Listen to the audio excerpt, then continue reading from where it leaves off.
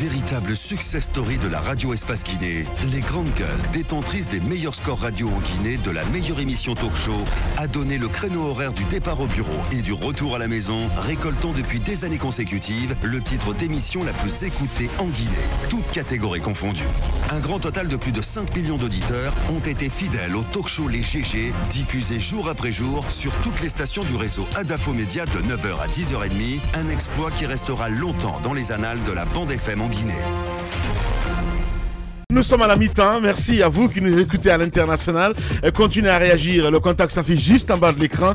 Mamoudou Condé à la réalisation. L'Afrique face aux grands défis de la mondialisation, mais aussi des crises d'ordre sécuritaire et migratoire. La fragilité donc des États combinée à de récurrents problèmes de gouvernance font que les dirigeants africains peinent toujours à offrir des conditions de vie et de perspectives meilleures.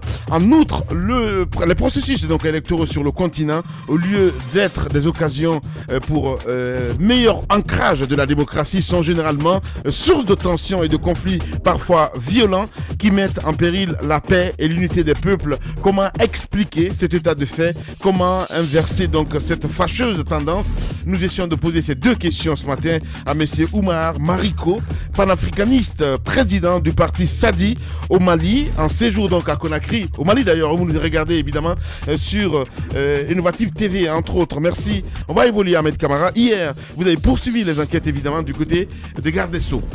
Certains de mes collègues disaient que le ministre avait flashé et qu'ils ne comprennent pas jusqu'à présent pourquoi il y a ces manifestations, alors que des préavis de grève avaient été donc déposés par les gardes pénitentiaires. Alors, je disais que c'était, pour moi, irréaliste de penser qu'au jour d'aujourd'hui, qu'il n'y ait pas un projet déposé soit à la présidence ou au niveau du ministère du budget concernant donc la révalorisation de leur situation, mais par exemple à la présidence concernant la construction des cours.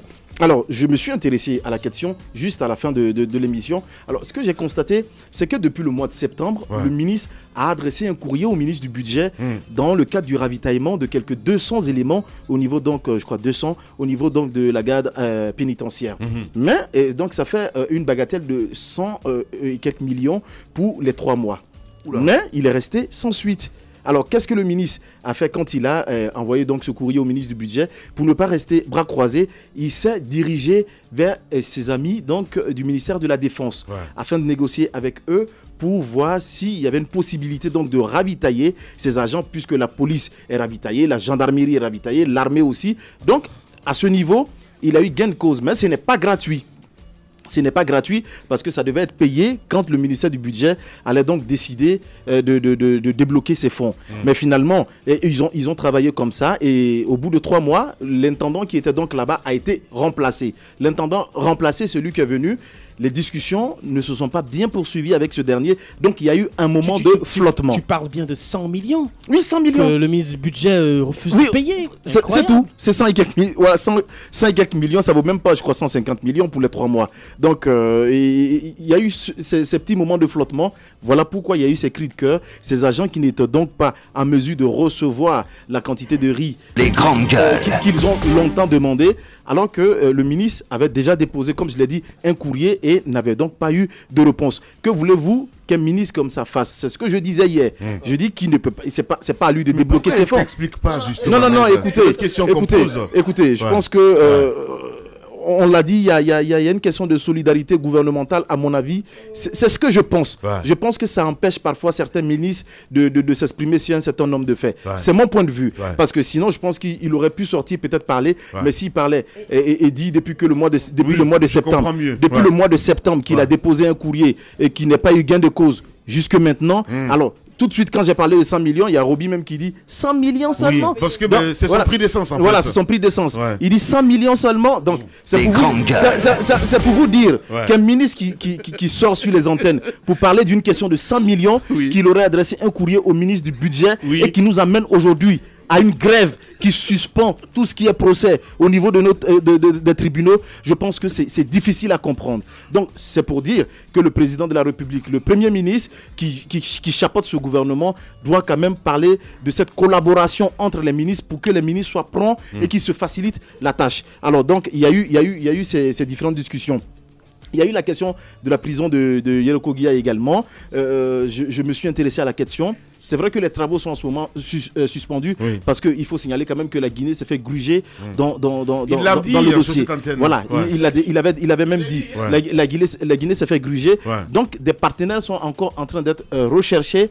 Donc, déjà, beaucoup ont posé leur candidature. Les discussions sont en cours, les interviews, pour voir qui peut être le véritable repreneur donc, de ce projet. Et concernant les coûts, Aboubakar aussi disait que les coûts n'étaient pas, il n'y avait pas de coûts. Qu'est-ce que le ministre a fait exactement? On s'est intéressé aussi, mais on a constaté qu'il faut signaler avec les fêtes tournantes, dans certaines villes, il y a eu la construction quand même des cours. Donc, ça existe. C'est vrai qu'à Conakry, pour l'instant, il y a de véritables problèmes, mais il faut signaler aussi que le ministère je ne sais pas si ça va concerner le ministère de l'Habitat, mais quand même, il y a un terrain qui était disponible du côté des Kipé. Je ne sais pas si c'est le côté Plaza Diamond. Non, pas Plaza, plutôt où il y a le supermarché. Prima. Parce qu'il faut signaler quand même que ce terrain même fait beaucoup parler parce qu'on nous disait même que ce terrain appartiendrait à la HAC. Selon les informations que nous avons eues, ce terrain appartiendrait... Oui. Non, c'est à côté de la RTG, la HAC. Ils sont même en train de faire...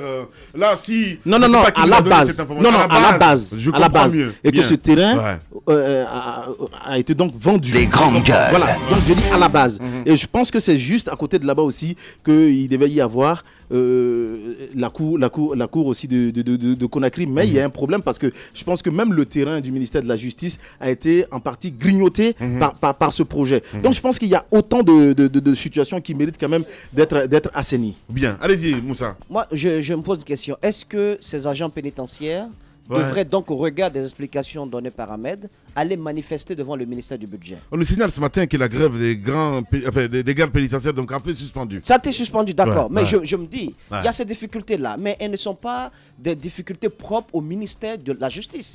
Beaucoup de ministères vivent les mêmes réalités. Mais ce dont les agents pénitentiaires ont besoin, ce n'est pas des explications de ce genre. Ils ont besoin que leurs revendications soient traitées. Parce qu'au-delà de l'aspect riz, il n'y a pas que le riz. Il y a l'aspect le statut particulier, il y a l'aspect uniforme, l'habillement de ces agents, il y a également l'avancement en grade. Tout cela n'est pas fait. Donc, il y a un ensemble d'éléments. Je pense que le ministre s'est cantonné sur le cas du riz. On sait que le riz compte beaucoup en Guinée, mais il y a lieu aujourd'hui pour Maître Cheikh Sako de prendre ce problème à bras le corps. Parce que, tout simplement, on ne peut pas faire de différence entre la grève des agents pénitentiaires et l'insécurité qui sévit dans la cité. C'est intimement lié. Donc, il lui appartient de gérer ce problème et non pas de dire « Ouais, j'ai écrit, le ministre ne m'a pas répondu, donc voilà. » C'est trop simpliste. Merci beaucoup. Allez-y, Tamba. Avant que Tamba ne continue, je veux dire que sur la question aussi des grades, je me suis intéressé et sur la question aussi des tenues. Bon, on m'a dit quand même que selon ceux qui sont les manifestants même, ils signalent quand même que ça fait partie du protocole et qu'il y a eu des promesses dans ce sens qui sont sûrs que ça va être réalisé. Et le deuxième point, il faut signaler aussi que concernant les grades, ces agents qui étaient la sécurité des prisons était assurée par l'armée.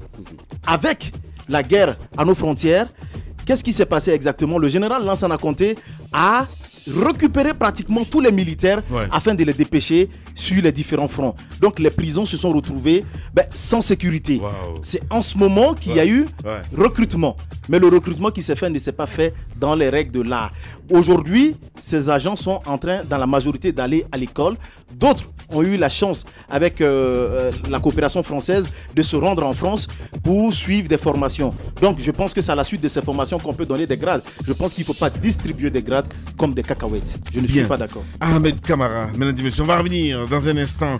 On va s'intéresser à notre invité ce matin, monsieur Oumar Mariko, panafricaniste, il faut le rappeler, président du parti Sadi au Mali, donc à Bamako. Donc on va avoir notre invité dans la deuxième partie de cette émission.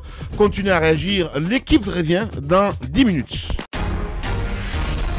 véritable success story de la radio Espace Guinée, les grandes gueules, détentrices des meilleurs scores radio en Guinée de la meilleure émission talk show, a donné le créneau horaire du départ au bureau et du retour à la maison, récoltant depuis des années consécutives le titre d'émission la plus écoutée en Guinée, toutes catégories confondues.